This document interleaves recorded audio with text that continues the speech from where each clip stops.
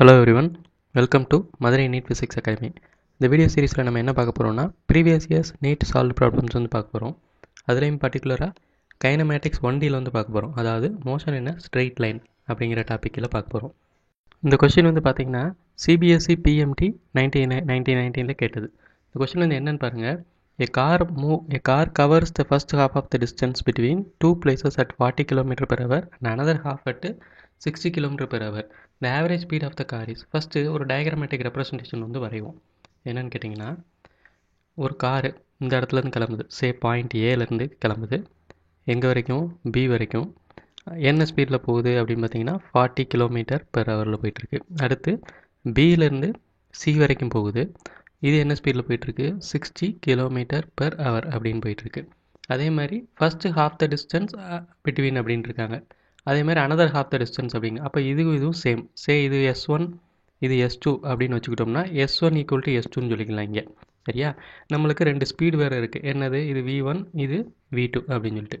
இந்த மாதிரி type of questions வந்துச்சுன்னா எப்படி சால்வ் பண்ணலாங்கிறது வந்து ஃபஸ்ட்டு ஒரு ஃபார்முலா டெரைவ் பண்ணுவோம்.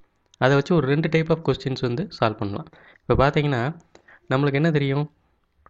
Average speed is equal to total distance by total time. தெரியுமா? Total distance by total time சொல்லலாம். இங்கே வந்து டோட்டல் டிஸ்டன்ஸ் வந்து என்னென்னு பாருங்கள். டோட்டல் டிஸ்டன்ஸ் வந்து S1 plus S2. General formula derive பண்ணுறதுக்கான S1 S2ன்னு வச்சுருக்கிறேன். டோட்டல் டைம் வந்து நம்மளுக்கு வந்து T1 T2ங்கிறது வந்து தெரியும். பட் நம்மளுக்கு T1 T2 வந்து அவங்க கொடுக்கல.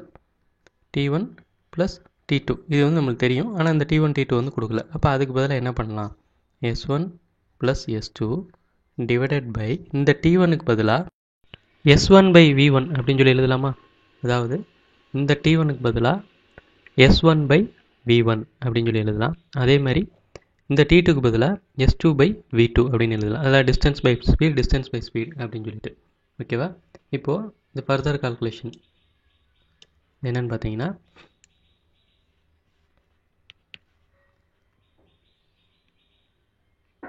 S1 by S2 divided by S1 by V1 plus S2 by V2 இது வந்து இருக்குது. இது வந்து ஜென்ரல் ஃபார்முலா. அதாவது ரெண்டு வெவ்வேறு டிஸ்டன்ஸு ரெண்டு வெவ்வேறு ஸ்பீடு கொடுத்தாங்கன்னா இது வந்து ஆவரேஜ் ஸ்பீடு கண்டுபிடிக்கிறதுக்கு general formula.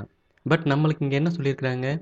half the distance next half the distance அப்படின்னு சொல்லியிருக்காங்க. அப்போ S1 equal to S2. அப்போது ஃபார் சேம் டிஸ்டன்ஸ்க்கு வந்து என்ன ஃபார்முலா அப்படின்னு பார்த்தீங்கன்னா 2Sன்னு வரும். மேலே கீழே பார்த்தீங்கன்னா எஸ்ஸை காமனாக எடுத்திங்கன்னா 1/V1 ப்ளஸ் 1/V2 அப்படின்னு சொல்லி வரும். எஸ் இங்கே அடி ஆயிரும். இப்போ அதை ஃபர்தராக கால்குலேட் பண்ணிங்கன்னா என்ன வரும்? கீழே வந்து V1 V2 காமனாக எடுத்துக்கலாம். மேலே வந்து V1 ப்ளஸ் V2ங்கிறது வரும். அப்போது இதை வந்து 2V1 V2 divided by V1 plus V2. So இது ரெண்டும் தான் ஃபார்முலா. அதாவது ரெண்டு ஸ்பீடு ரெண்டு டிஸ்டன்ஸ் கொடுத்தா இது ஃபார்முலா. அந்த ரெண்டு டிஸ்டன்ஸும் சேம் டிஸ்டன்ஸாக இருந்தால் இது ஃபார்முலா. ஃபார் சேம் டிஸ்டன்ஸுக்கு இது ஃபார்முலா, வேறு டிஸ்டன்ஸுக்கு இது ஃபார்முலா. ஓகேவா? இப்போ கொஸ்டினை பாருங்கள். என்னென்ன கொடுத்துருக்குறாங்க? ரெண்டு டிஸ்டன்ஸ் கொடுத்துருக்குறாங்க, ரெண்டு ஸ்பீடு கொடுத்துருக்குறாங்க. ரெண்டு டிஸ்டன்ஸுமே சேம் டிஸ்டன்ஸ். எப்படி சொல்கிறோம் சேம் டிஸ்டன்ஸ்னு சொல்லிட்டு? First half of the distance அப்படின்னு சொல்லியிருக்காங்க, another half of the distance. அப்போ சேம் டிஸ்டன்ஸு. அப்போ ரெண்டு ஸ்பீடு தான். ஒன்று 40, இன்னொன்று வந்து 60. அப்போ இதை நம்ம போட்டு கால்குலேட் பண்ணோம்னா என்ன வரும்? 2 × 40 × 60 டிவைடட் பை 40 + 60. இதை கால்குலேட் பண்ணிங்கன்னா என்ன வரும்? 40 கீழே 100 வரும். மேலே வந்து 240 ஒரு 480 வரும். ஸோ 48 km/h வந்து கிடைக்கும். ஓகேவா? ஓகே. அதே மாதிரி இதே டைப் ஆஃப் ப்ராப்ளம் பாருங்கள். அடுத்த ஒரு கொஸ்டின் இங்கே பாருங்க. A car moves a distance of 200 meter. It covers first half of the distance at the speed of 40 km/h and the second half of the distance at the speed of V அப்படிங்கிறாங்க. Average speed வந்து கேட்குறாங்க. Average speed வந்து அவங்க கொடுத்துருக்குறாங்க 48 km/hன்னு சொல்லிட்டு. So நம்மளுக்கு இப்போ தான் ஒரு ஃபார்முலா கண்டுபிடிச்சோம். ஃபஸ்ட்டு ஹாஃப் நெக்ஸ்ட் ஹாஃப்ன்ட்டாங்க. ஸோ ஃபார்முலா வந்து average speed is equal to direct formula எழுதிடுறேன். 2V1 V2 divided by V1 plus V2 அப்படிங்கிறது தெரியும். இவங்க இங்கே ஆவரேஜ் ஸ்பீடு கொடுத்துருக்குறாங்க 48. இந்த சைடு பார்த்தீங்கன்னா 2 × V1 கொடுத்துருக்குறாங்க 40. V2க்கு பதிலாக அவங்க Vன்னு சொல்லிட்டாங்க. இங்கே அதே மாதிரி கீழே வந்து v1 ப்ளஸ் v அப்படின்னு சொல்லி வந்து இருக்குது. ஓகேவா? இதெல்லாம் நீங்கள் கால்குலேட் பண்ணிங்கன்னா உங்களுக்கு வந்து ஆன்சர் வந்து 60 km/h வந்து வரும். இந்த v is equal to 60 km/h வரும். சேம் கொஸ்டின் தான்.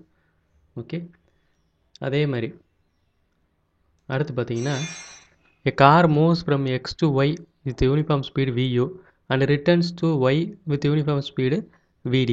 The average speed of this round trip is direct formula. அதாவது x to yங்கிற பொழுது அதாவது இங்கேருந்து இங்கே வரைக்கும் போயிட்டு வருது, x to y வரைக்கும் போகுது, திரும்ப ரிட்டர்ன் வருது. அப்போ சேம் டிஸ்டன்ஸு, 2 ஸ்பீடு கொடுத்துட்டாங்க. போகும்போது vuங்கிற ஸ்பீடு, வரும்போது vdங்கிற ஸ்பீடு. அப்போ 2vu vd divided by vu plus vd.